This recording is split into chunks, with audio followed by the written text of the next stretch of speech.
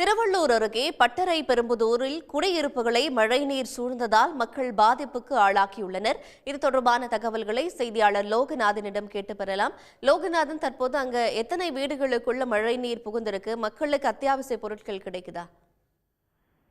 திருவள்ளூர் சுற்றுவட்டார பகுதியில் கடந்த 2 நாட்களாக இடைவிடாத மழையானது கொட்டி தீர்த்துவது. இதன் காரணமாக பட்டரைப்பெரும்புதூர் பகுதியில் உள்ள பழங்குடியினர் குடியிருப்புகள் மழைநீர் சூழ்ந்திருப்பதால் சுமார் 50 குடியிருப்புகள் இதனால் அவதியடைந்திருக்கின்றன. தொடர்ச்சியாக பருவமழை காலங்களில் இந்த தாழ்வான இடங்கள் மழைநீர் தேங்கி நிற்பதால் மக்களானது அவர்கள் குடியிருப்பில் வசிக்கும் இடமில்லாமல் அவர்கள் நிவாரண முகாம்களை தங்கி அவர்கள் மழைக்காலங்களில் இருந்து வரும் சூழ்நிலையானது இருந்து வரும் நிலையில் கடந்த சில 2 நாட்களாக பெய்து வரும் மழையின் காரணமாக தற்போது அந்த குடியிருப்புகளில் மழைநீரானது சூழ்ந்திருப்பதால் அப்பகுதி மக்கள் மிகவும் அவதியடைந்து இருக்கின்றன. அவர்கள் நிரந்தரமாக இப்பகுதியில் கால்வாய் ஏற்பாடு செய்து அந்த வழியில் மழைநீர் கொண்டு செல்வதற்கு அரசு நடவடிக்கை எடுக்க வேண்டும் எனவும் அவர்கள் கோரிக்கையானது வைத்திருக்கிறேன். இல்லையென்றால் மாற்று இடம் ஒதுக்கி தர வேண்டும் என அப்பகுதி மக்களானது கோரிக்கை வைத்திருக்கின்றனர்.